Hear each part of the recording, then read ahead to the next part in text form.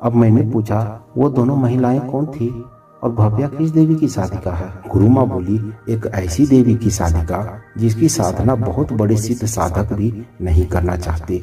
उनकी साधना उनके चित्र जैसा ही जटिल, बहुत ही रहस्यमय और कठिन है। उस साधना को पूर्ण करना सबके बस की बात नहीं। देवी प्रचंड चंडिका की साधिका है भव्या। मैं शर्त लगाकर कह सकती हूँ कि इस तंत्र क्षेत्र तारापीठ में इस वक्त कोई नहीं होगा जो देवी प्रचंड चंडिका का साधक हो। मैं सोचने लगा कि देवी प्रचंड चंडिका, यह नाम तो मैंने पहले कभी नहीं सुना। देवी चामुंडा का नाम सुना है। तभी गुरु माँ फिर बोली, 10 महाविद्या की 6ठी महाविद्या है।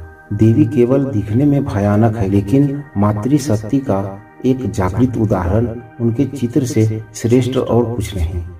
उन्हें हम देवी छिन्नमस्ता के नाम से ज्यादा जानते हैं। उनके चित्र को तुमने देखा ही होगा। मैंने बोला, हाँ, भव्या ने तुम्हारे ऊपर देवी छिन्नमस्ता के शत्रु मारण मंत्र का प्रयोग किया था। देवी छिन्नमस्ता के दोनों तरफ की रक्त को पीते हुए 2 और योगिनी उपस्थित हैं। बाएं तरफ डाकिनी और दाहिने तरफ वर्णिनी, जिन्हें जया और विजया भी कहा जाता है। शत्रु मारण का कार्य यही 2 योगिनी अर्थात डाकिनी और वर्णिनी ही करती है। इसलिए तुमने जिन 2 महिला को अपने स्वप्न में देखा था, अब तो जान गए होगे कि वो कौन थी। यह सुनते ही एक बार के लिए मेरे पूरे शरीर में डर व आतंक दौड़ गया। उन्होंने बस तुम्हें थोड़ा सा झलक दिखाया कि तुम समझ जाओ कि तंत्र मंत्र कोई खेल नहीं, नियमों का पालन तुम्हें हर हाल में करना होगा। वैसे तुम्हें किसी बहुत ही बड़ी शक्ति का आशीर्वाद प्राप्त है, इसलिए तुम अभी तक सुरक्षित हो। वैसे कितने सालों से तुमने इस साधना का पथ चुना है?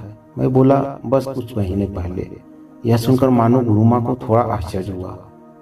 मैं गुरु माँ से बात कर ही रहा था, इसी बीच 2 आदमी कुटी के अंदर आ गए। उन्होंने आकर गुरु माँ के चरणों में साष्टांग प्रणाम किया। उन दोनों को देखकर ऐसा लग रहा था कि वो भी शायद तांत्रिक या फिर गुरु माँ के शिष्य थे। कुछ देर तक दोनों आदमी गुरु माँ से कई तरह की बातें करते रहे। जब वो दोनों आदमी चले गए तब गुरु माँ ने मुझसे कहा, तुमने कहा कि मात्र कुछ महीनों से तुम तंत्र मंत्र के पथ पर हो। मुझे विश्वास ही नहीं हो रहा। मात्र कुछ महीनों की साधना में इतनी शक्ति का अधिकारी होना कोई आम बात नहीं है। शायद गुरु की कृपा से ये तो मुझे भी पता चल गया कि तुम्हें अपने गुरु से ये शक्तियाँ मिली। तुम्हारे गुरु के बारे में मैं जानने की कोशिश कर रही हूँ, पर मुझे कुछ भी पता नहीं चला। उनके शक्ति का प्रभाव तुम्हारे ऊपर बहुत ही ज्यादा है। मैं जानती हूँ कि एक साधक अपने गुरु का नाम अक्सर नहीं बताता। क्या वो यहीं तारापीठ में रहते हैं? मैं उनसे मिलना चाहती हूँ। मैं बोला, नहीं गुरु माँ, अभी वो कहाँ है मुझे नहीं पता। ठीक है, कोई बात नहीं, पर वो जो भी हैं कोई साधारण मनुष्य नहीं है, मैं महसूस कर सकती हूँ। अब मैंने अपने आदत अनुसार उनसे पूछा, गुरु माँ, वैसे आपका असली नाम क्या है? गुरु माँ मुस्कुराते हुए बोली, बेटा, मेरा नाम है माया भवानी। मेरे शिष्य मुझे गुरु माँ कहकर संबोधित करते हैं। आप वैसे कितने सालों से तंत्र साधना कर रही हैं? गुरु माँ बोली, लगभग 30 साल तो हो ही गए होंगे। वाह, तब तो आपने इस क्षेत्र में बहुत कुछ देखा होगा। गुरु माँ बोली, राघव, ये रास्ता ही ऐसा है। इसमें दैवीय, अलौकिक व रहस्य से परिचय हमेशा होती रहती है। मेरे अंदर कई सारे सवाल थे, पर मैं उसे ज्यादा परेशान नहीं करना चाहता था। उनकी वजह से ही आज एक बड़े मुसीबत से बचा हूँ। यहाँ मुझे उनकी तंत्र शक्ति का केवल एक अंश महसूस हुआ था।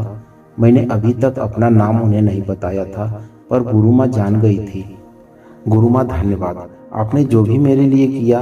अब मैं आपको और परेशान नहीं करना चाहता। कहते हुए मैंने उन्हें प्रणाम किया। प्रणाम करके कुटी से बाहर की ओर जा ही रहा था कि पीछे से गुरु माँ बोली, रात को तंत्र क्रिया में आ जाना। वह क्रिया तुम्हें भव्या के साथ करनी है, तभी तुम्हारी यह परेशानी पूरी तरह समाप्त हो जाएगी। जी गुरु माँ। कुटी से बाहर निकल मैंने अपने गुरु पागल बाबा को याद कर उन्हें एक प्रणाम किया। मैं जानता हूँ वो हमेशा मेरे साथ ही हैं। इन सभी मुसीबत से उन्होंने ही मुझे सुरक्षित रखा है। गुरु माँ के पास मैं लगभग 2 घंटे से बैठा था। सुबह भक्तों की भीड़ बहुत ज्यादा हो गई थी। मैं धीरे धीरे महाश्मशान से बाहर निकला। दोपहर को अपने रूम में जाकर मैं अपने बेड पर लेटा हुआ था। नींद लग रही थी, लेकिन आंख बंद करने में डर लग रहा था। किसी तरह धीरे धीरे मैंने अपने आंख को बंद किया, लेकिन इस बार मुझे वह भयानक दृश्य नहीं दिखाई दिया। कुछ ही मिनटों में मुझे नींद लग गई। 2 दिन बाद की नींद, सुकून की नींद, एक गहरी नींद। जब जागा तो शाम के 5:30 बजने वाले थे। नींद में मैंने कई सारे विचित्र सपने को देखा। उनमें सबसे अच्छी केवल एक ही सपना था जिसमें मैंने पागल बाबा को देखा। शाम को होटल से बाहर निकला तो तन मन फुर्तीला लग रहा था। सिर से मानो कई दिनों का बोझ उतर कर एकदम खाली सा लग रहा था। मैंने धीरे धीरे चलते हुए देवी तारा के मंदिर में पहुंचा। वहां संध्या आरती कुछ ही देर में शुरू होने वाली थी। भक्तों की भीड़ बाकी दिनों के मुकाबले आज कुछ ज्यादा ही था। मैं मंदिर के अंदर जाकर खड़ा हुआ तो मेरी नजर एक कोने में पड़ी। वहां भव्या बैठी हुई थी। उसकी नजर एकटक देवी तारा की मूर्ति की ओर ही थी। हर बार की तरह फिर मेरे अंदर यह सवाल आ गया कि आखिर यह लड़की इतनी कम उम्र में साधिका क्यों बनी। भव्या शायद मुझसे 2-3 साल छोटी थी। वह केवल कोई साधिका ही नहीं बल्कि तंत्र क्रियाओं की जानकार भी थी। कुछ ही देर में संध्या आरती शुरू हो गई। संध्या आरती के बाद मैं मंदिर से बाहर जाने लगा, पर भव्या वहीं पर आंख बंद करके बैठी हुई थी। मंदिर से बाहर निकल मैं चाय पीने के लिए चाय की दुकान पर गया। एक कुल्हड़ चाय पीने के बाद मैं महाश्मशान के अंदर चल पड़ा। महाश्मशान में जाकर मैं गुरु माँ की कुटी में पहुंचा। वहां जाकर देखा तो कोई भी नहीं था। बगल ही बैठे एक आदमी ने मुझसे पूछा, गुरु माँ को ढूंढ रहे हो क्या? मैंने बोला हाँ। वो आदमी बोला, जहाँ चिता जलती है गुरु माँ वहीं पर गई हुई है। मैं भी उस ओर गया। वहां पर 3 चिता चल रहे थे और गुरु माँ वहीं पर चिता के भस्म के ढेर के पास बैठी हुई थी। गुरु माँ बैठकर मंत्र पढ़ते हुए माला जप रही थी। मैं उनके पास जाकर खड़ा हो गया। गुरु माँ ने मुझे देखा और मुस्कुराते हुए इशारे से अपने पास बैठने को कहा। मैंने उन्हें प्रणाम करके पास ही बैठ गया।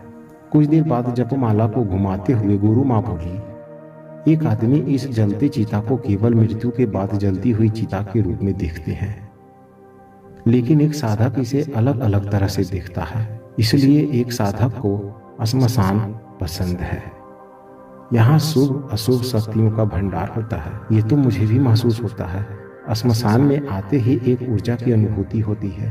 शायद इसलिए मुझे अब श्मशान इतना पसंद है। लगभग आधे घंटे वहां बैठने के बाद गुरु माँ के साथ मैं उनकी छोटी सी कुटी में पहुंचा। कुछ ही देर में कुटी से बाहर एक जगह आग जलाकर गुरु माँ ने मिट्टी की हांडी में कुछ पकाना शुरू कर दिया। मैं उनके पास जाकर बैठ गया और उनसे पूछा, वैसे गुरु माँ आपको तंत्र मंत्र व साधना को करते हुए कभी डर नहीं लगा? गुरु माँ मुस्कुराते हुए बोली, यह पथ ही ऐसा है कि इसलिए डर का कोई स्थान नहीं। पर एक बार मैं बहुत डर गई थी। मैं बोला क्यों? गुरु माँ बोली, ये बात आज से लगभग 28 से 30 साल पहले की है। उस वक्त मेरी उम्र तुमसे कुछ ही बड़ी थी। बचपन से ही मैं एक डरपोक लड़की थी, पर उस घटना के बाद डर कभी नहीं लगा। गुरु के सानिध्य में रहकर मैं तंत्र साधना को सीख रही थी। इस पद पर आए हुए मुझे लगभग 1 साल हुए थे। मैं अपने गुरु के साथ कई जगहों पर जाती। ऐसे ही घूमते हुए हम काशी पहुंचे। वहां गुरुदेव को कुछ दिनों की साधना करनी थी। गुरुदेव के साथ ही मैं काशी के राजा हरिश्चंद्र घाट पर रहकर गुरु की साधना में एक सहायक के रूप में काम कर रही थी। काशी का हरिश्चंद्र घाट साधना के लिए एक बहुत ही उत्तम जगह है, क्योंकि वो जगह एक महाश्मशान भी है।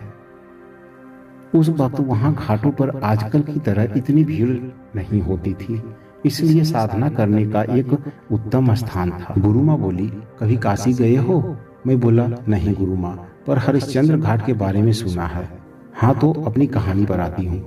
एक दिन एक महिला अपनी लड़की को लेकर मेरे गुरुदेव के पास आई। उन्होंने कहीं से सुना था कि घाट पर एक बाबा ने डेरा डाला है। गुरुदेव अघोरी तो नहीं थे, लेकिन बहुत उच्च स्तर के साधक थे।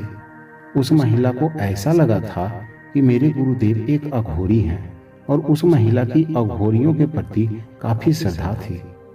उस महिला की लड़की के अंदर किसी आत्मा का वास था, इसलिए वह लड़की पागल जैसी हो गई थी। मेरे गुरुदेव ने आत्मा को उसके शरीर से निकालने की बहुत कोशिश किया, लेकिन वो असफल रहे। उन्होंने उस महिला से अगले दिन आकर पूरी एक रात अपने पास ही रुकने को कहा। अगली रात गुरुदेव ने एक बड़ा यज्ञ किया। वह लड़की हवन कुंड के सामने बैठी थी। मैं अपने गुरुदेव के पास बैठकर यज्ञ में उनकी मदद कर रही थी। कुछ ही देर बाद उस लड़की के अंदर से कई आवाज आने लगे। सबसे ज्यादा एक भयानक महिला की आवाज उस लड़की के अंदर से सुनाई दे रहा था। वह मेरे गुरुदेव को बोल रही थी कि तुम जितना भी कोशिश कर लो, मुझे रोक नहीं सकते। लेकिन गुरुदेव ने किसी तरह उस आत्मा को उस लड़की से बाहर निकाला और तुरंत ही उस आत्मा ने मुझ पर अपना असर दिखाना शुरू कर दिया।